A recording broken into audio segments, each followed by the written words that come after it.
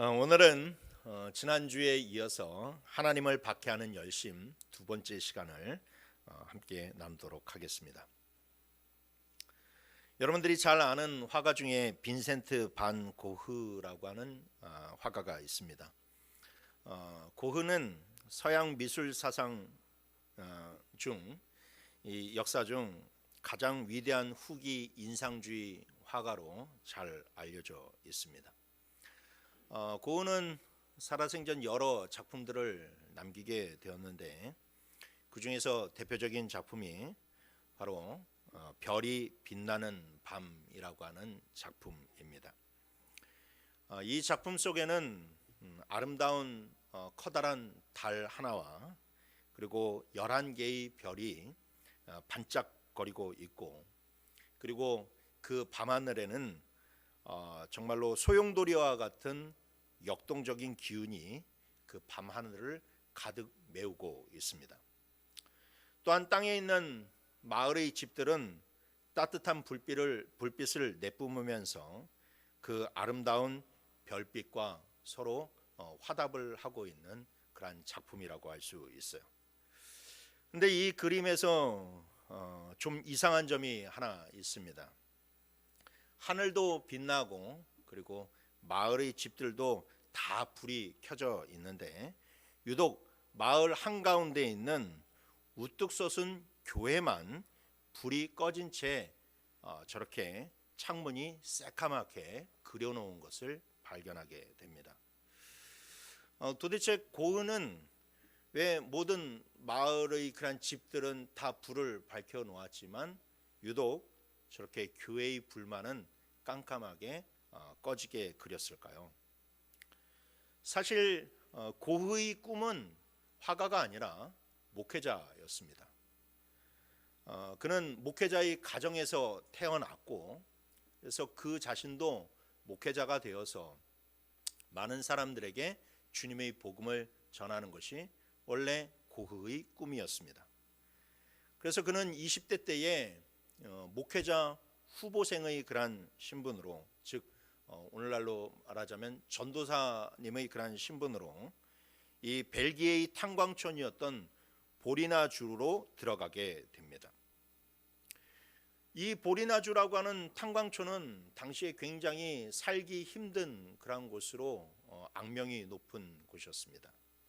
그래도 고흐는 그곳에 가서 광부들의 손을 잡아주고, 그리고 자기의 옷을 벗어 병자들에게 입혀주고, 그리고 쥐가 나오는 오두막에서 그들과 함께 살면서 낮은 자리에 가서 그들에게 복음을 전하는 삶을 살았습니다. 그래서 보리나주에 있는 사람들은 이 고흐를 가리켜서 광산의 예수다라고 그렇게 말할 정도로 칭송이 자자했습니다. 그러던 어느 날 이 고흐에 대한 소식을 듣고 이 교단에서 시찰단을 파견하게 됩니다.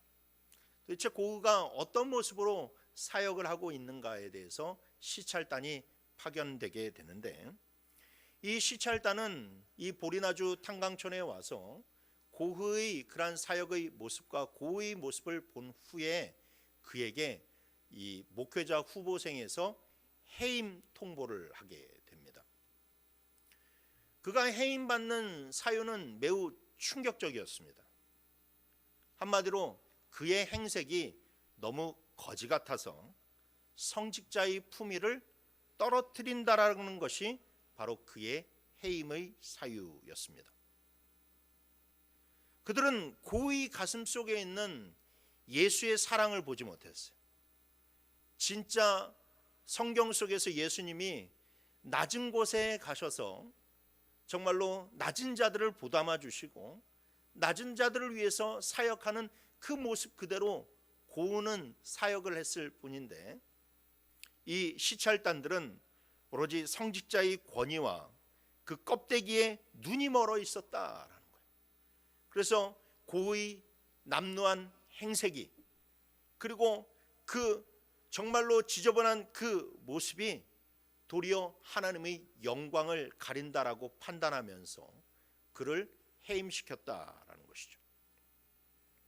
결국 목회자가 될 수 없었던 고흐는 내가 붓으로 하나님을 그리겠다라고 외치면서 그때서부터 본격적으로 화가의 길을 걸어가게 됩니다. 고흐의 그림 속에 교회가 불이 꺼진 이유가 바로 여기에 있습니다. 하늘은 하나님의 성령의 기운으로 소용돌이치면서 가득하고 땅에는 여전히 구원을 갈망하는 영혼들로 가득한데 제도권의 교회와 그리고 기존의 성도들이 자신들의 기득권과 형식에만 갇혀서 사랑의 본질에는, 즉 예수 그리스도의 그런 복음의 본질에는 눈이 벌어버리고 말았기 때문에 교회의 불은 지금 캄캄하게 꺼져 있다라는 것을 이 고흐는 붓으로 그려냈다라는 것이죠. 오늘 우리가 읽은 본문에도 그 고흐를 내쫓았던 그 시찰단과 똑같은 사람들이 등장하게 됩니다. 과거 바울이 그랬고 현재 바울을 박해하는 유대인들이 그랬습니다. 자신들은 하나님을 위해서 굉장히 열심을 낸다라고 소리를 지르고 있지만 그러나 하나님의 뜻이 어디로 흐르는지를 보지 못하는 사람들을 우리는 발견하게 됩니다. 그래서 오늘 우리는 지난주에 이어서 하나님을 박해하는 열심 두 번째 부분을 살펴보게 될 것입니다. 첫 번째 설교에서 우리는 사랑 없는 열심이 하나님을 박해한다라고, 그리고 소통 없는 열심이 하나님을 박해한다라는 것을 살펴보았고, 오늘은 그에 이어서 세 번째, 네 번째 주제를 살펴보려고 합니다. 말씀을 통해서 우리 안에 있는 불빛, 그리고 우리 교회 안에 있는 불빛은 과연 빛을 발하고 있는지 아니면 꺼져 있는지를 함께 살펴보고, 우리 안에도 아름다운 빛이 환하게 비춰지기를 주님의 이름으로 축원합니다. 세 번째 주제는 눈먼 열심이 하나님을 박해한다라는 겁니다. 오늘 본문 11절을 보시게 되면 사도 바울은 그렇게 유대교의 열광적이었던 자신의 잘못된 열심이 어떻게 꺾이게 되었는지에 대해서 이야기해 주고 있어요. 나는 그 빛의 광채로 말미암아 볼 수 없게 되었으므로 나와 함께 있는 사람들이 손에 끌려 다메섹에 들어갔노라 라고 이야기합니다. 다메섹으로 달려가고 있었던 사울은 누구보다도 당당했습니다. 그의 손에는 대제사장이 써준 공문이 들려져 있었고 그의 눈에는 율법으로 가득한 이단자들을 처단하겠다라고 하는 소위 거룩한 열심으로 이글이글 타오르고 있었습니다. 바울은 지금 자신이 하나님을 위해서 인류 역사상 가장 위대한 일을 하고 있다라고 하는 그런 확신으로 가득했다라는 거예요. 그런데 다메섹으로 가던 도중에 정오의 태양보다도 더 강렬한 주님의 영광의 빛이 그를 덮치게 되었을 때에 그의 두 눈은 멀어버리고 말았어요. 주님의 영광의 빛이 비춰지는 순간 조금 전까지 그렇게 당당하고 위풍당당했던 그 사도 바울이 이제는 앞이 보이지 않아 허공으로 손을 휘저으면서 누군가의 부축을 받아야만 하는 그런 불쌍한 신세로 전락해버리고 말았다라는 겁니다. 여러분, 우리가 캄캄한데 오래 있다가 밝은 곳으로 갑자기 나오게 되면 눈이 부셔서 눈을 뜰 수가 없습니다. 더군다나 그 캄캄한 곳에 오래도록 있다가 예를 들어서 1년 이상이 됐든 2년 이상이 됐든 그 지하에 있다가 그 사람이 밝은 곳으로 확 나오게 되면 그 눈을 서서히 뜨지 않고 회복 기간을 거치지 않으면서 그렇게 갑자기 나오게 되면 그 시력을 잃을 수밖에 없다라는 거예요. 사도 바울도 지금 그것과 동일한 경험을 하고 있습니다. 요한복음 1장에서는 하나님은 빛이고 세상은 어둠이라고 이야기를 하고 있습니다.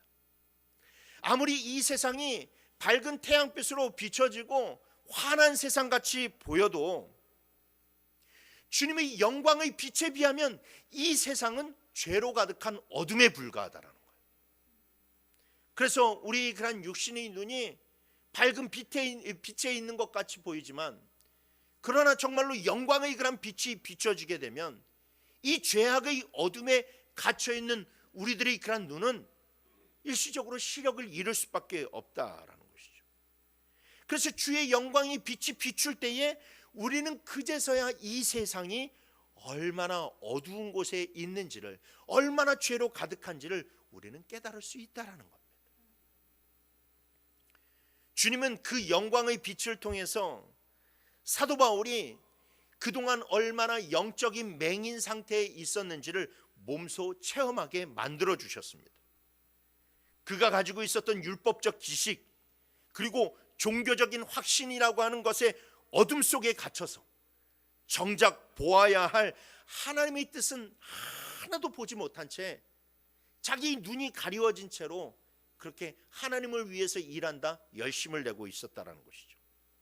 이게 바로 눈먼 열심의 실체입니다. 내 확신이 너무나도 강하면 하나님이 보이지 않아요.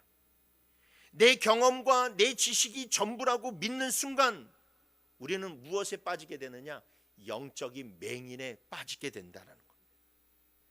그래서 주님이 우리에게 주시고자 하는 그 아름다운 삶과 은혜의 삶을 놓치면서 살아가게 된다는 거예요. 여러분, 하나님은 우리에게 정말로 아름다운 것을 주시려고 해요.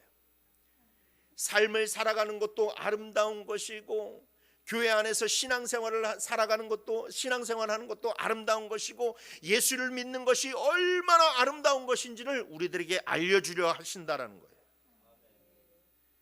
그런데 여러분, 우리가 이 눈먼 열심을 가지고 신앙생활을 하게 되면요, 그것이 얼마나 아름다운 것인지를 깨닫지 못하게 돼요. 그래서 예수 믿으면서도 계속해서 부딪히면서 예수 믿는 사람들이 있어요.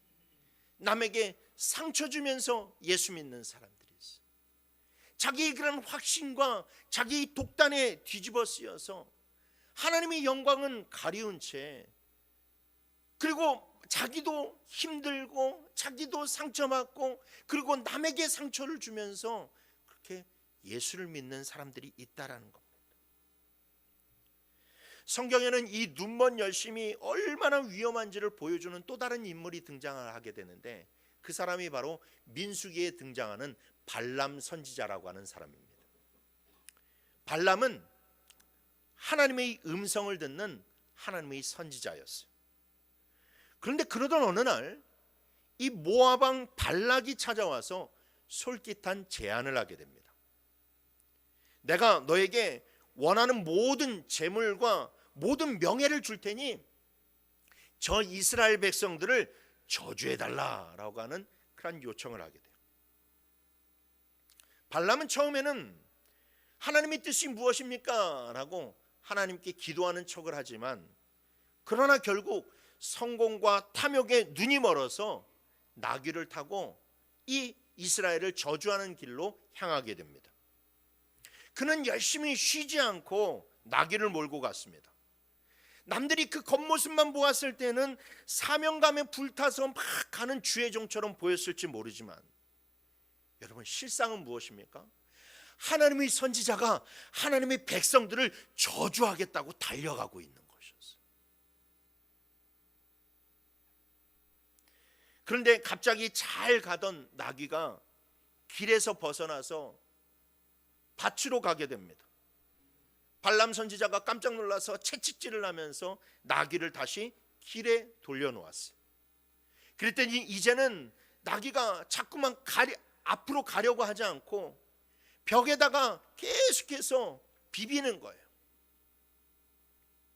그렇게 되니까 이 벽에다가 나귀가 자꾸 비비게 되니까 그 한쪽 다리가 벽에 쓸릴 것 아니겠습니까? 상처가 나지 않겠어요? 그러니까 이 발람 선지자가 화가 머리끝까지 나면서 계속해서 막대기와 채찍으로 나귀를 때리면서, 야, 이 멍청한 짐승아, 왜 이렇게 말을 안 듣느냐라고 하면서 윽박지르고 그리고 나귀를 계속해서 때렸습니다. 그런데 나귀가 그렇게 앞으로 가지 않았던 이유는 길 한복판에서 시퍼런 칼을 빼들고 서 있는 여호와의 사자를 보았기 때문에, 더 앞으로 가게 되면 죽을 수밖에 없기 때문에 계속해서 가지 않으려고 했다라는 겁니다. 짐승이었던 나귀의 눈에도 저 하나님의 천사가 눈에 보였는데, 하나님의 선지자라고 하는 그 사람의 눈에는 저 천사가 보이지가 않았어요. 왜 그랬을까요? 그의 눈이 탐욕과 야망이라고 하는 두꺼운 비늘에 가려져서 하나님의 천사를 보지 못했기 때문입니다. 이전의 바울도 마찬가지였어요. 하나님을 위한다고는 했지만 실상은 자기의 의에 의해서 눈이 멀어버리고 말았습니다. 그래서 주님을 보지 못하고 교회를 핍박하는 일에 그토록 열심을 내었다라는 것이죠. 그러니까 여러분, 이 눈먼 열심은 이렇게 주님의 영광을 바라보지 못하고 자기도 상하게 할 뿐만 아니라 그렇게 하나님의 교회도 그리고 다른 성도들도 해치게 되는 그런 일들을 하게 된다라는 거예요.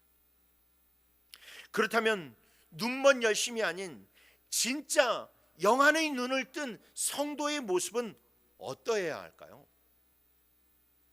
하나님은 눈이 멀어서 앞을 보지 못하는 사울에게 한 사람을 보내십니다.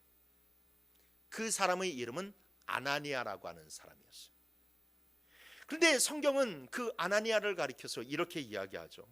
오늘 본문 12절 말씀해 보니까 율법에 따라 경건한 사람으로 거기 사는 모든 유대인들에게 칭찬을 듣는 아나니아다라고 이야기합니다. 아나니아도 율법을 따르는 유대인 크리스찬이었습니다. 그런데 당시 그리스도인들은 유대인들에게 이단이라고 취급을 받으면서 미움을 받던 시절이었어요. 그런데 놀랍게도 성경은 아나니아라고 하는 사람이 모든 유대인들에게 칭찬을 받는 사람이었다라고 이야기하고 있어요. 이게 무슨 뜻입니까? 그가 신앙의 열정도 있었지만 삶의 태도에 있어서도 흠잡을 것 없이 경건한 삶을 살았다라는 거예요. 그는 교회 안에서만 할렐루야 외치고 밖에 나가서는 자기 마음대로 살아가는 사람이 아니었어요. 그는 교회 안에서도 정말로 주님을 잘 믿는 사람이었지만 밖에 나가면 예수 믿지 않는 사람들, 심지어 자기에게 적대적인 유대인들에게조차도 저 사람의 신앙과 인격은 우리가 인정할 수밖에 없고 우리가 존경할 수밖에 없다라고 하는 그러한 삶의 모습이 아나니아에겐 있었다라는 겁니다. 그렇게 그는 균형 잡힌 영성을 가지고 있는 사람이었어요. 교회 안에서나 교회 밖에서나 칭찬받는 사람이었다라는 것이죠. 그렇습니다. 여러분, 눈먼 열심을 가진 사람들은 항상 나만 옳다라고 외쳐요. 그래서 이 사람들의 특징이 무엇이냐? 항상 누군가 계속해서 부딪혀요. 계속해서 불협화음이 나기 시작합니다. 그 사람이 가는 곳마다 다툼이 일어나기 시작합니다. 그러나 눈뜬 열심을 가진 아나니아와 같은 그런 성도들은 다릅니다. 복음의 진리의 앞에서는 타협하지 않지만 그러나 그 삶의 향기는 믿지 않는 사람들의 마음까지도 움직이는 감동함이 있다는 거예요. 아름다움이 있다는 겁니다.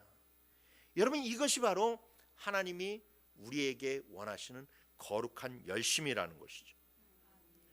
경건한 아나니아가 사울에게 와서 가장 먼저 선포한 메시지가 무엇입니까? 14절에 보니까 하나님이 너를 택하여 너로 하여금 자기 뜻을 알게 하시고 그 의인을 보게 하셨다라고 이야기합니다. 아나니아는 사울이 눈이 멀은 것이 하나님이 눈을 멀게 하셨다라고 그렇게 이야기하지 않고 하나님이 너로 하여금 그 의인을 보게 하셨다라고 그렇게 이야기하고 있어요. 즉 그의 눈이 먼 것은 그가 반드시 보아야 할 그 의인을 보게 하기 위함이었다라는 것이죠. 그 의인은 누구입니까? 예수 그리스도입니다. 사울은 율법은 달달달달 외울 정도로 율법을 많이 보았어요. 그런데 정말로 그 율법의 완성이고 그 율법이 보여주고자 하는 예수 그리스도는 전혀 보지 못했습니다. 그래서 하나님이 그의 눈을 가리셔서 율법의 완성이 되는 그 예수 그리스도를 보게 하셨다라는 거예요.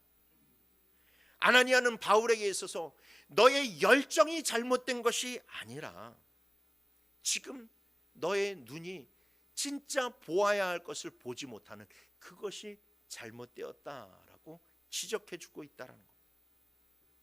그렇습니다. 여러분, 예수를 보지 못하면서 달리는 신앙적인 열심은 다 헛것이라는 것을 우리들에게 알려주고 있어요.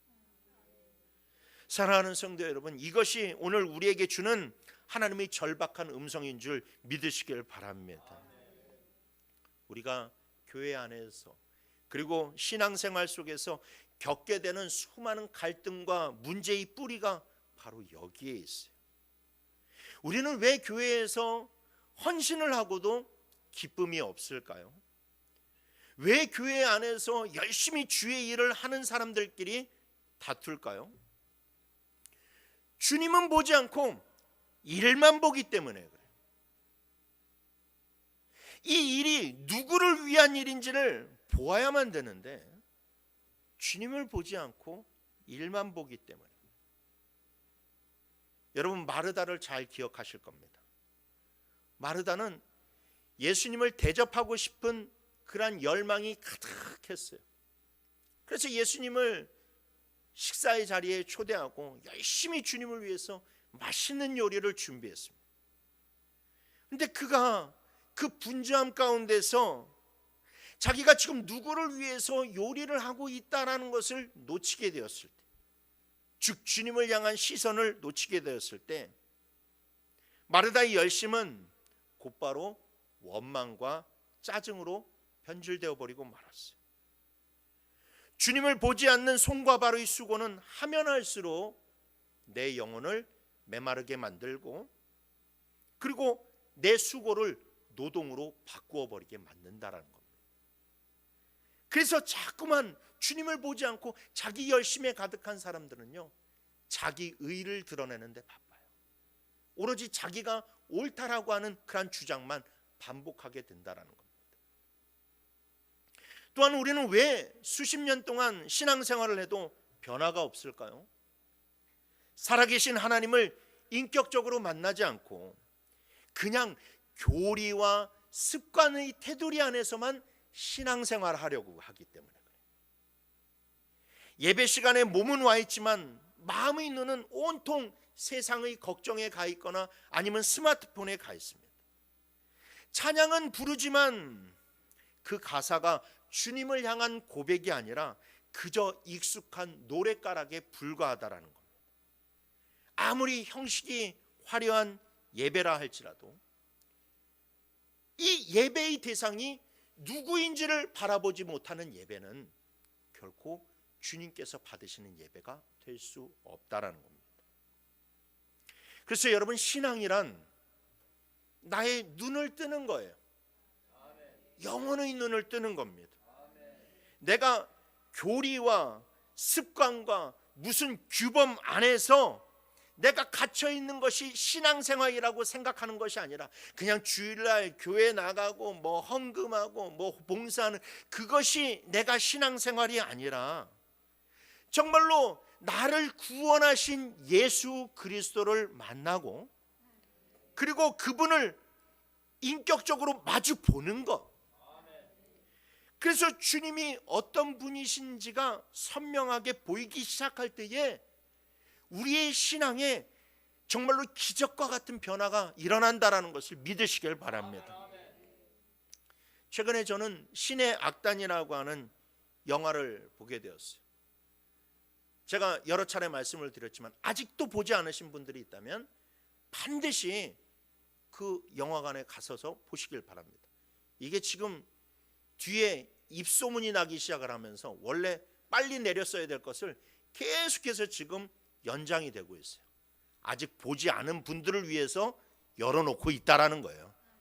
그러니까는 여러분들 가셔가지고 꼭 보시길 바랍니다.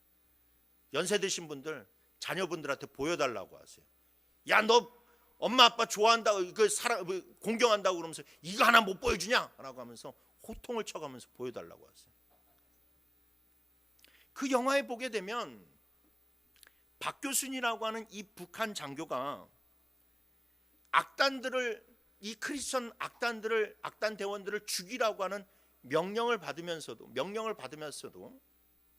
그 명령을 거부하고 그 대원들을 탈출시키려고 계획합니다.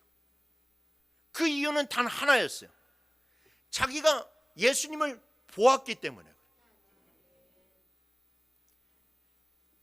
그 옆에는 이 한 사람만, 그렇게 이 북한이라는 사회가 그냥 한 사람에게만 맡겨주지 않고 서로에게 감시 체제를 하게 되니까 그 옆에 장교도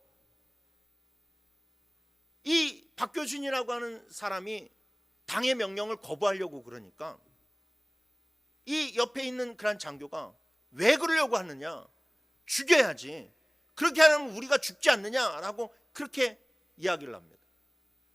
그러니까 이 박교순이라고 하는 장교가 그 사람의 멱살을, 그 다른 장교의 멱살을 꽉 붙잡으면서 하는 말이 있습니다. 봤지? 너도 봤잖아. 우리가 봤는데, 우리가 예수를 봤는데 어떻게 그런 일을 할 수 있느냐라는 거예요. 그래요, 여러분. 본 사람은요 그렇게 신앙생활을 할 수가 없어요. 본 사람은 변화되지 않을 수가 없어요. 그런데 우리가 보지 않은 상태에서, 예수를 보지 못한 상태에서 형식과 교리와 전통에 갇혀서 자꾸만 신앙생활을 하려고 하니까 여러분, 그것이 부딪히기 시작하고 나도 아프고 내 주변 사람들도 아픈 그러한 비참한 일들을 만들어내게 된다는 겁니다. 여러분, 우리 눈에 주님이 보이기 시작하면 나 혼자만 한다라고 생각했던 그 헌신이, 그 봉사가 아름다운 감격적인 헌신으로 바뀌게 될 줄 믿으시길 바랍니다. 맨날 사람들의 마음을 아프게 하고 여기저기 부딪혔던 나의 신앙이 도리어 사람들을 이해하기 시작하고 마음을 보다듬는, 그리고 공동체를 화합시키는 신앙으로 변한다는 것을 기억하시길 바랍니다. 그리고 형식적이었던 나의 예배가 정말로 주님을 만나는 가슴 뛰는 시간으로 변할 줄 믿습니다. 그러니 오늘 이 시간 성령께서 우리의 눈을 만져주시길 간절히 소원하시길 바랍니다. 그래서 내 눈 안에 있는 정말로 발람의 탐욕스러운 비늘이 벗겨지고 사울의 독선적인 비늘이 벗겨져서 스데반이 돌에 맞으면서도 행복하게 주님을 찬양하면서 보았던 그 주님이 우리 안에 보이기를 원합니다. 바울이 자기 인생을 걸고 따라갔던 그 생명의 주님이 우리 눈에도 선명하게 보이기를 주님의 이름으로 축원합니다. 마지막 네 번째로, 귀가 먼 열심이 하나님을 박해한다라는 사실을 기억하시길 바랍니다. 눈먼 열심만큼이나 무서운 것이 있다면 바로 듣지 못하는 열심이에요. 들으려 하지 않는 열심. 오늘 본문에는 귀를 막은 두 종류의 사람이 나옵니다. 우선 한 종류의 사람은 바로 사도 바울을 박해하던 유대인들입니다. 22절 말씀을 보십시오. 이 말하는 것까지 그들이 듣다가 소리질러 이르되 이러한 자는 세상에서 없애버리자, 살려둘 자가 아니라 라고 그렇게 고함치는 장면이 나옵니다.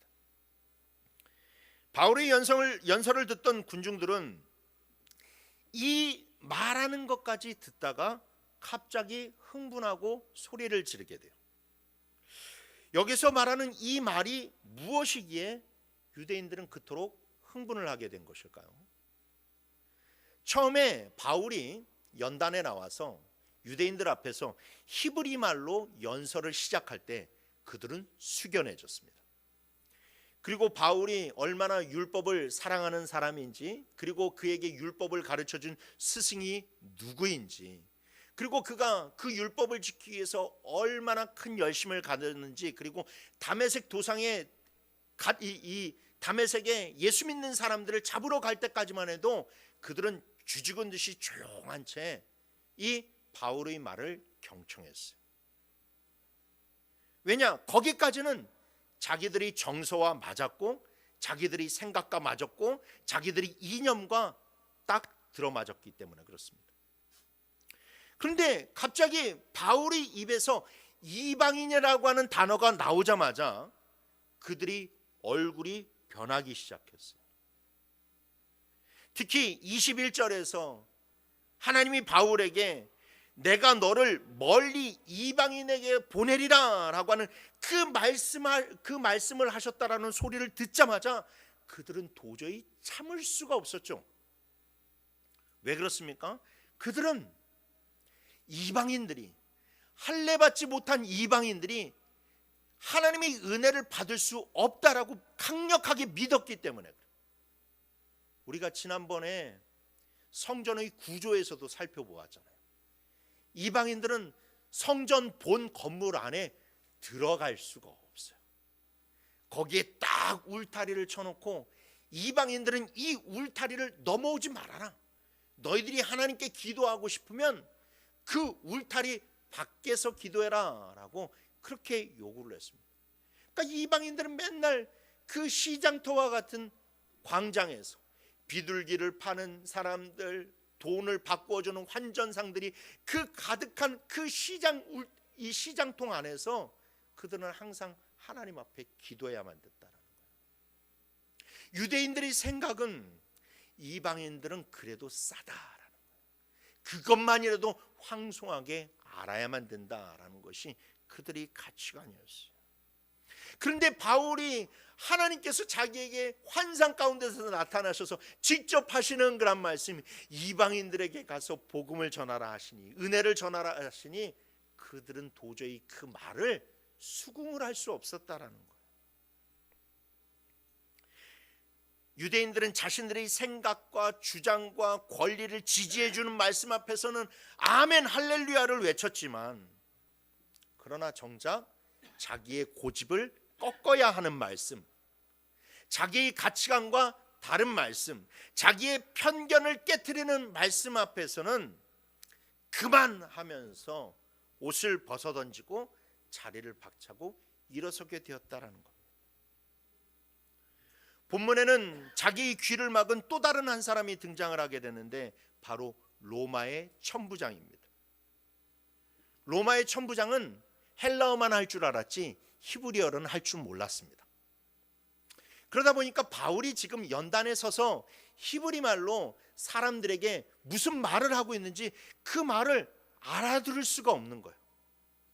근데 바울이 한참 동안 히브리 말로 뭘 얘기를 하니까 갑자기 군중들이 화를 내기 시작하고 그 다음에 막 죽이라고 그러고 막 성난 그런 파도같이 일어나기 시작하게 되니까 이 천부장은 바울을 정말로 채찍질해서 그에게 그를 신문하려고 했습니다. 오늘 본문 24절에 보시죠. 천부장이 바울을 영내로 데려가라 명하고 그들이 무슨 일로 그에 대하여 떠드는지 알고자 하여 채찍질하며 신문하라 라고 그렇게 명령을 내리고 있죠. 우리가 이 본문 초두에도 살펴보았지만 천부장은 바울이 헬라 말을 할 줄 안다는 것을 알았어요. 처음에 잡혔을 때 바울이 딱 천부장에게 뭐라고 이야기합니까? 내가 저 사람들에게 말을 좀 할 수 있도록 기회를 주십시오라고 하면서 헬라 말로 이야기했어요. 그러니까 천부장이 너 헬라 말을 할 줄 아는구나, 마치 너 한국어를 할 줄 아는구나, 라고 이야기하면서 그 사람에게 연설을 할 수 있는 기회를 주었다라는 거예요. 그러면 지금 이 자초지정이 어떻게 되었는지를 알고 싶으면 바울에게 물어보면 될 거 아니에요. 바울이 헬라어를 할 줄 아니까 헬라말로 야 지금 도대체 네가 무슨 말을 했기 때문에 저 사람들이 저렇게 흥분하는데 라고 하면서 물어보면 될 텐데 다짜고짜 채찍을 글을 가죽줄로 묶고 채찍으로 때리려 하는 이유는 지금 이 자초지정을 알려고 하는 그것보다 유대인들 앞에서 자기가 이 바울을 때리는 모습을 보여주어서 사태를 진정시키려고 하는 그 눈앞에 그 목적만이 가득했기 때문이라는 것이죠. 그러니까 그는 자기의 목적 때문에 자기가 원하는 결과를 얻으려고 바울의 말에 귀를 기울이려고 하지 않았다라는 거예요.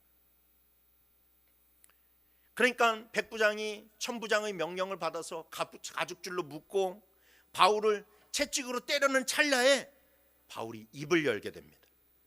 25절에 가죽줄로 바울을 매니 바울이 곁에 서 있는 백부장더러 이르되 너희가 로마 시민된 자를 죄도 정하지 아니하고 채찍질할 수 있느냐라고 묻게 돼요. 많은 사람들이 여기에서 이 바울이 로마 시민권을 이야기함으로 말미암아 드러냄으로 말미암아서 채찍질을 면했다라고 이야기하지만 그런데 사실상 여기에서 이 사도 바울이 자기의 로마 시민권을 드러낸 것은 자기 방어 차원에서 한 것이 아니었어요. 그러려면요 여러분 사도 바울이 1차, 2차, 3차 하는 그 전도 여행 동안 그렇게 매맞으면서 그렇게 죽을 위험을 당하면서 선교할 이유가 하나도 없었어요.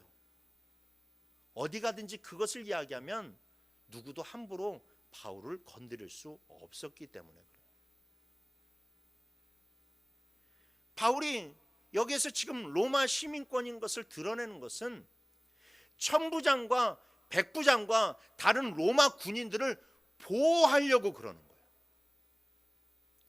사도 바울은 이제 재판석에 서게 될 것입니다. 사람들은 그 재판석에서 자초지정을 묻고 그런 것들을 따지게 될 거예요. 그런데 거기에서 가게 되면 분명히 바울이 혐의가 없다라는 것이 드러나게 되겠죠. 그런데 혐의가 없는 그 바울을 천부장이 때렸다? 이거는 여러분 큰일로 번지게 되는 겁니다. 그 다음서부터는 천부장과 백부장과 그 휘하에 있는 명령을 감당했던 그런 말단 군인들에게 이르기까지 큰 화가 미칠 수가 있어요. 더군다나 바울은 찐 로마 시민권을 가진 사람이에요. 여기 천부장이 얘기하잖아요. 나는 예전에 이방인이었는데 돈으로 이 로마 시민권을 샀다. 너도 그랬느냐라고 하니까 아니다. 나는 아예 날 때부터 시민권을 가지고 있는 사람이다 라고 이야기를 합니다. 시민권의 클래스가 달라요. 이게 바울이 여기에서 맞았으면요 이 천부장한테 큰일이 화가 임하게 되는 거예요. 바울이 급하게 자기 로마 시민권자라는 것을 드러내면서 천부장을 보호해주고 백부장을 보호해주고 그 로마 군인들을 다 보호해 주었다라는 것이죠. 여러분 이처럼 듣지 않는 열심은 상대방 앞에서 옷을 벗어 던지고 자리를 박차고 일어서게 만들어요. 듣지 않는 열심은 자초지정을 알지도 못하면서 그냥 내 생각에 갇혀서 타인에게 상처를 주는 일들이 앞서게 된다는 겁니다. 그러나 여러분 이 들을 줄 아는 열심은 바울처럼 들을 줄 아는 열심은 자기를 미워하는 자들을 향해서 그 유대인들을 향해서 끝까지 참된 것을 알려주려고 하고 그런 대화를 하려고 노력하고 그리고 자기를 때리려고 하는 그런 사람들을 향하여서 잘못된 길에 들어서지 않도록 지혜롭게 막아선다라는 것이죠. 자기가 가지고 있는 권리와 자기가 가지고 있는 모든 그러한 재화와 지혜를 다 통틀어서 자기를 높이고 자기를 드러내는 데 사용하는 것이 아니라 타인들을 보호해주고 타인들을 높여주고 타인들을 아껴주는 데 사용하는 사람, 그 사람이 바로 들을 귀 있는 열심이 있는 사람이라는 것입니다. 사랑하는 성도 여러분, 우리의 모습은 어떻습니까? 우리는 성경을 읽을 때 또는 강단에서 설교를 들을 때 어디까지 듣습니까? 내 마음에 위로가 되고 내게 복을 빌어주는 말씀은 달게 삼키고 거기에서 커다랗게 막 아멘 아멘 하지만 정작 용서해라, 손해봐라, 섬겨라, 오리만 가지 말고 심리도 가라 라고 하는 그런 말씀들 앞에서는 마음의 셔터를 꽉 내리고 우리의 입술을 꾹 닫고 있지는 않습니까? 가정에서도 교회에서도 마찬가지입니다. 내 생각과 다른 배우자의 말을 무시하고 내 생각을 강요할 때가 있지는 않습니까? 나와 전혀 다른 시대와 전혀 다른 삶의 방식으로 살아가는 내 자녀에게 그 젊은 세대의 말을 들으려고 하기보다는, 이해하려고 하기보다는 오히려 내 것이 맞다라고 하면서 그 자녀에게 강요하는 삶을 살아가고 있지는 않습니까? 우리는 교회 안에서 신앙생활을 해나가면서 천부장처럼 누구의 소리를 들으려고 하기보다는 상대방에게 나의 방식이 맞다라고 이야기하면서 강요하면서 신앙생활을 하고 있지는 않습니까? 여러분, 귀가 막히면 소통이 막히고 소통이 막히면 사랑이 막힙니다. 그리고 그 사랑이 막힌 자리에는 성도의 마음을 아프게 하고 하나님을 박해하는 그런 거룩한 이 거친 열심만 남게 된다라는 거예요. 제가 예전에 어린 시절에 살았을 때 저희 이 집 앞에, 집 건너편에 있는 집에 농아인 아저씨, 아주머니 부부가 사는 집이었어요. 이분들은 귀를 이렇게 듣지 못합니다. 그런데 그분들이 항상 그래서 수화로 이야기를 하시는데 본인들끼리 이야기를 할 때에도, 그리고 자녀들에게 이야기할 때도, 자녀들은 다 말하고 들을 수가 있었어요. 근데 자녀들에게 이야기할 때도 계속해서 얼굴을 찡그리고 하세요. 계속 찡그리면서 수화하고 막 그래요.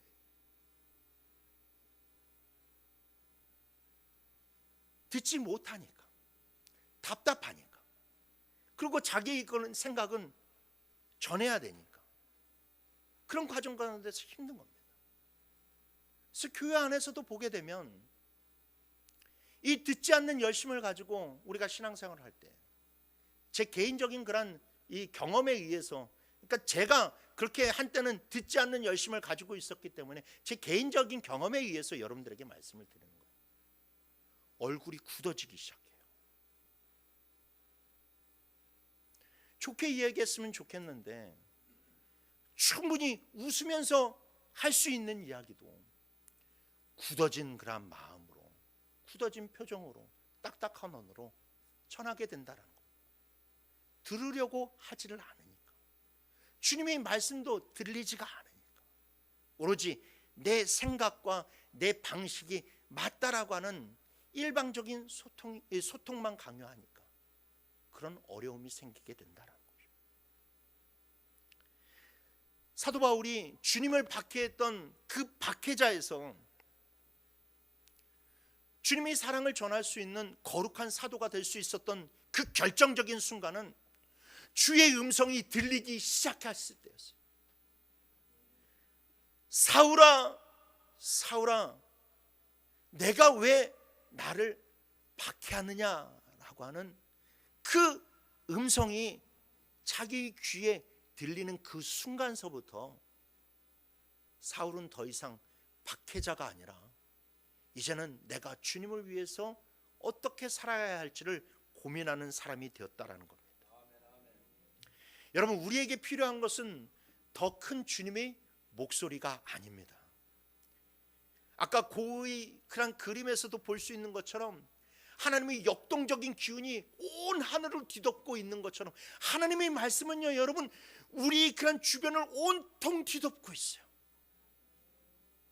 오죽하면 야, 너희들이 아무리 저 사람들이 입을 막아봐라, 그러면 내가 돌들의 그런 입을 열어서라도 내 말씀을 전하게 하겠다라고 말씀하신 것처럼 주님의 뜻과 주님의 말씀은 우리 주변들을 다 감싸고 있어요. 그런데 여러분, 우리 귀가 막혀 있어요. 그 쩌렁쩌렁 걸리는 그 음성을 듣지 못할 정도로 우리 귀가 막혀 있어요. 그래서 예수님이 설교를 하시면서 끝에 항상 뭐라고 이야기하십니까? 들을 귀 있는 자는 들을지어다 라고 얘기하죠.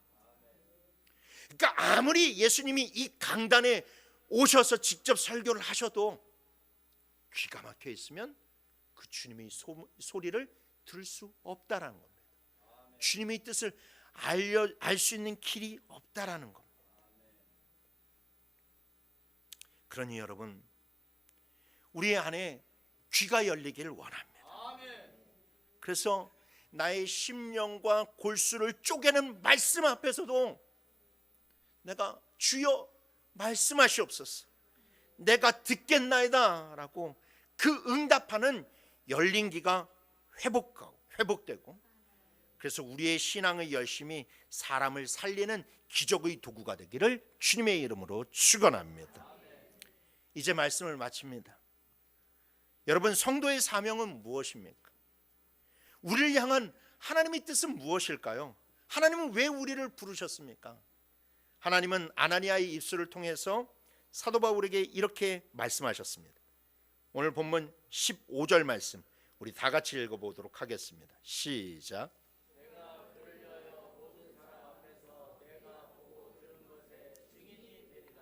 아멘. 여러분, 성도는요,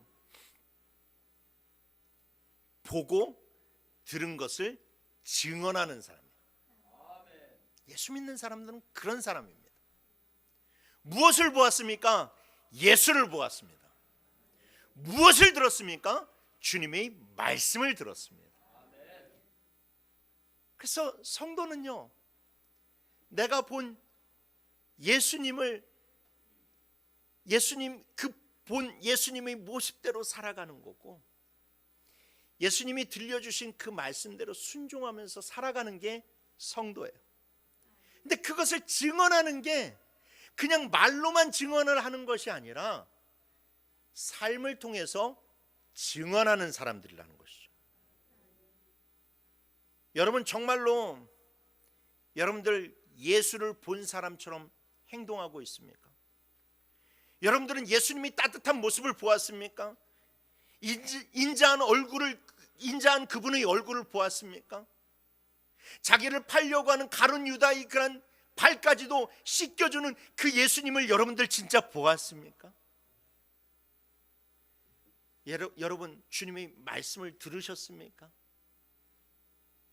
정말로 7번씩 70번까지라도 용서하라고 하는 주님의 말씀을 들으셨습니까? 원수까지도 사랑하라고 하는 그 말씀을 들으셨습니까? 보고 들었지만 그것을 증언하는 삶을 살아가고 계십니까? 여러분, 우리 보는 사람이 되기를 원합니다. 듣는 사람이 되기를 원합니다.